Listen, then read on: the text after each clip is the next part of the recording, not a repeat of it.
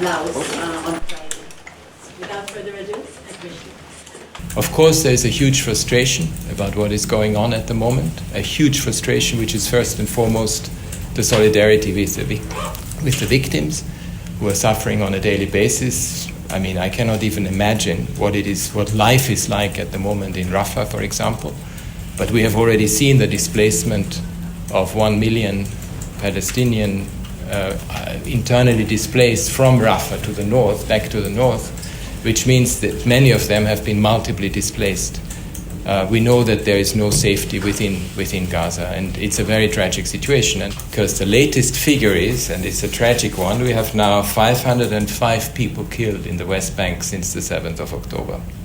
And that is really another alarm that needs to be raised, because it shows that there is a situation in the West Bank that is harrowing.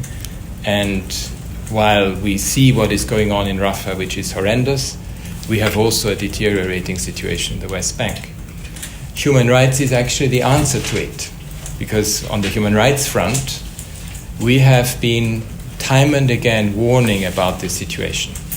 I can tell you, when I gave my first speech to the Human Rights Council in March last year, well before the events of the 7th of October, I asked what are the recurring findings of the situation in the occupied Palestinian territory, and we already had the analysis of the deteriorating human rights situation.